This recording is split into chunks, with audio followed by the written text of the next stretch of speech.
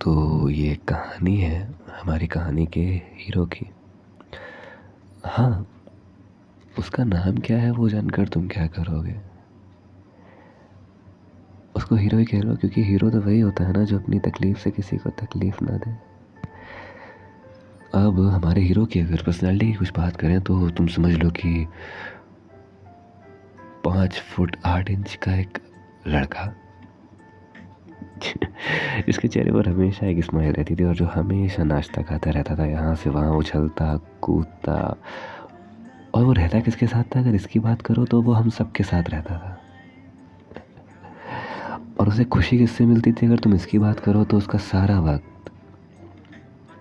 या तो old age home में बीतता या ऑर्फनेज के बच्चों के साथ।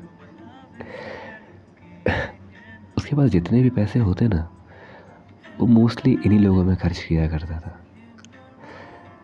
पता नहीं क्यों उसे अजीब सी खुशी मिलती थी। अक्सर पूछा भी उससे कि तुम ऐसा क्यों करते हो, तो उसका जवाब बस यही होता था कि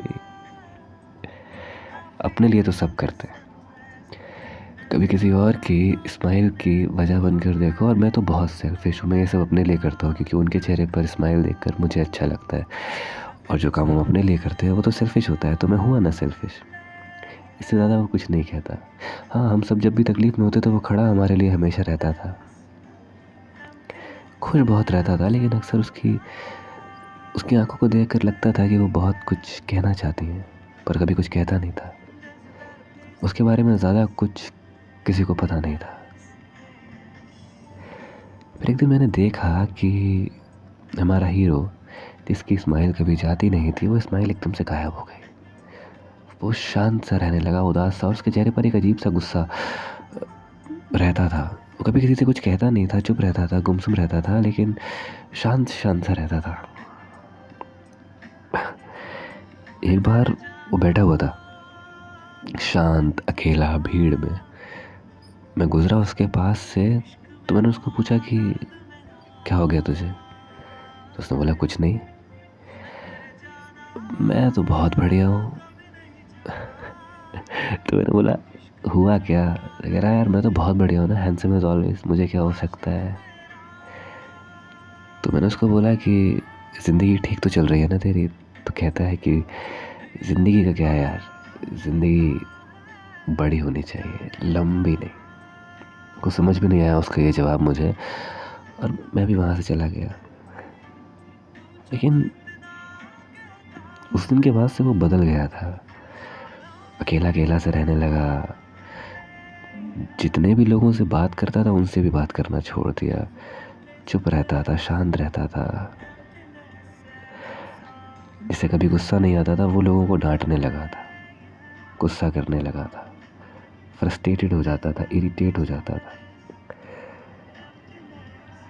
ऐसे करते करते वक्त बीत गया। 1 महीना, 2 महीना, 3, 4, 5, 6, 7, 8 महीने, करीब करीब 1 साल बाद पता चला कि वो हॉस्पिटल में है। हॉस्पिटल में है ये सुनकर मैं चौंका भी, क्योंकि उसने कभी किसी से कुछ कहा नहीं था कि उसे कोई तकलीफ है। पर मैं हॉस्पिटल पहुंचा। उसके उसके चेहरे पर एक एक अजीब सी स्माइल थी उस वक्त भी। मुझे उससे मिलने नहीं दिया गया, या उसके किसी और दोस्त को उससे मिलने नहीं दिया गया। हम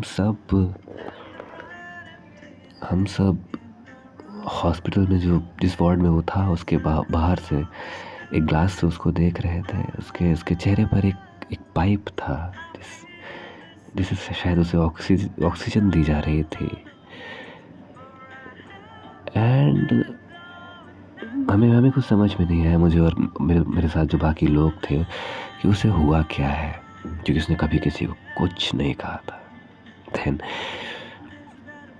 देन एक लड़की आई। वो लड़की उसके पास बैठी। उस लड़की ने उसका हाथ पकड़ा, और मैं वो सब बाहर बाहर से देख रहा था। उस लड़के ने, हमारे हीरो ने जो लाइन कही उस लड़की से, वो ये थी कि then why don't you just hold my hand and make me believe in everything again.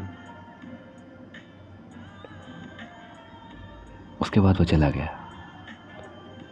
हमेशा के लिए. उसको कैंसर था, लास्ट स्टेज, इसका पता उसने हम में से किसी को भी नहीं चलने दिया. जब वो गया ना तो रोने वाले बहुत थे.